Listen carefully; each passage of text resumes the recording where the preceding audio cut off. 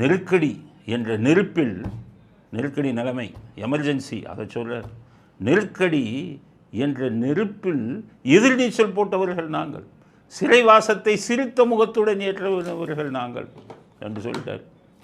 இப்போ பதில் சொல்லணுமே, சிறைவாசத்தை சிரித்த முகத்துடன் ஏற்றாரா ஸ்டாலின் இல்லை கருணாநிதினு சொல்லணுமே.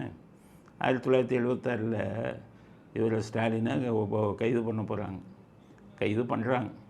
பண்ணிட்டு கூட்டிகிட்டு போகும்போது கருணாநிதி கண் முன்னாடியே அடித்தார்கள்.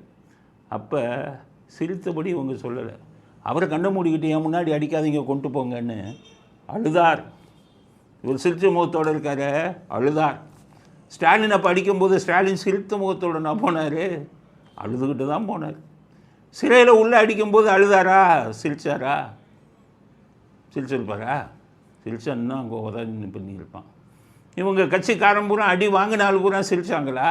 எல்லாம் துண்டக்கானா, துணியக்கானா, கை எலும்பக்கானா, காலு எலும்பக்கானான்னு கத்துன கத்து. அந்த சிறைச்சாலையே வித்யாசாகர் இருக்காரா இல்லையான்னு தெரியல, இந்த சிறை அதிகாரி. அவர் இருந்தால் அவர் சாட்சி சொல்லுவார் இந்த கதையெல்லாம். நான் என்ன சொல்கிறேன், அந்த கதையை எதுக்கு பேசுகிறேன்? அது நடந்து முடிந்த கதை, அதை நியாயப்படுத்த விரும்பவில்லை. ஜனநாயக நாட்டில் யாரையும் கையை ஒடிக்கிறது, காலை ஒடுக்கிறது எங்களுக்கு உடன்பாடு இல்லை. ஆனால் நீங்கள் செஞ்ச அநியாயக்கிரமாக கணக்கில் இல்லாமல் போச்சு, அதனால தானே உதைச்சான். அதை சிரித்த முகத்துடன் போகணுன்னுலாம் பொய் சொல்லக்கூடாது. அழுதுகிட்டு தான் போனீங்க, வாங்கிட்டு தான் போனீங்க.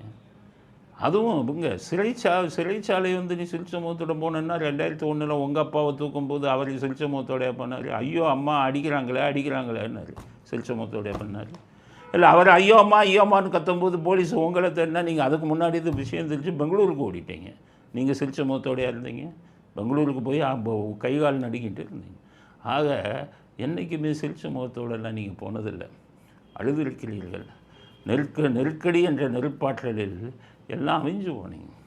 அப்புறம் உங்கள் அப்பா போய் காலில் விழுந்தார், தூது அனுப்புனார் இந்திரா காந்திக்கு, நேருவின் மகளே வருக, நிலையான ஆட்சி தருகன்னு சாஷ்டாங்கமாக காலில் விழுந்தார். இதுதான் உங்கள் கதை. வசனம் பேசாதீங்க ஸ்டாலின்.